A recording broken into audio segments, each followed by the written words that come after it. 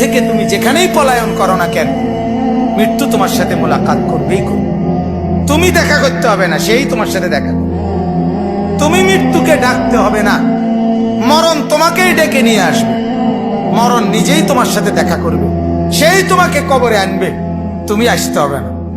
হাদিসের মধ্যে আছে, আল্লাহর নবী সাল্লাল্লাহু আলাইহি ওয়াসাল্লাম হাদিসে ইরশাদ করেছেন, প্রত্যেকটা নাফরমানের লাশ যখন খাটের মধ্যে করে কাঁধে তোলে, মানে কবরস্থানে নেওয়ার জন্য যখন লাশ খাটের মধ্যে কাঁধে তুলে নেয়, তখন এই পরিমাণ চিৎকার করে ওই নাফরমান লাশের খাটের মধ্যে।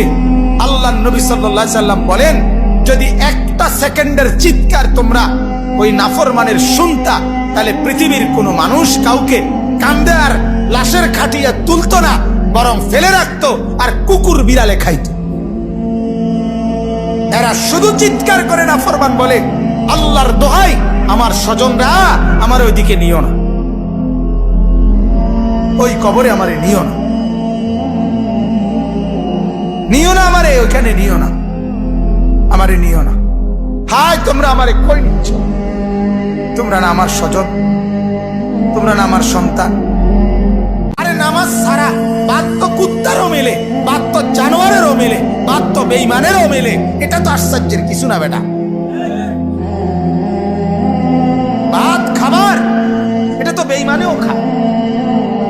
তাহলে আজ যদিও তুমি মনে করো এখানে এদিক দিয়া হেদিক দিয়া, এই পাশ ওই পাশ দিয়া আড়াল হইয়া হইয়া তুমি পার হইয়া গেলা, কারো সামনে পড়লা না, কেউ দেখলো না, কিন্তু অচিরেই আল্লাহ তাআলা বলেন, ইয়াউমা তুবলাস সারাইর, শুধুমাত্র তোমার বাহ্যিক কৃতকর্ম না, তোমার অন্তরে 24 ঘন্টা যত কথা উঠানামা করছিল, খারাপ চিন্তা, চেতনা, কল্পনা, আবেগ, অনুভূতি, আল্লাহর কসম আল্লাহ কোরআনে বলে, সেগুলো হাসরের ময়দানে আমি আল্লাহ আমলনামার মধ্যে লিখিত দেখাবো।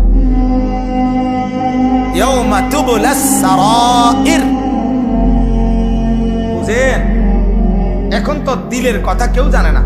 আপনার ভিতরে কি ঘুরতেছে আমি জানি, আপনি জানেন আমার দিলে কি ঘুরতেছে।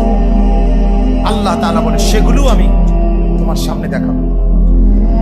যে মা, যেই বাবা তার ছেলেটাকে আল্লাহর কোরআন শিখালো না, ওই বাবা যদি ওই ছেলেটাকে 70 বার আগুনে পোড়ায়, তাইলে যতটা ক্ষতি না হবে, আল্লাহর কসম ওই বাপ তার সন্তানকে কোরআন না পড়াইয়া তার চাইতে বড় ক্ষতি করে দিল।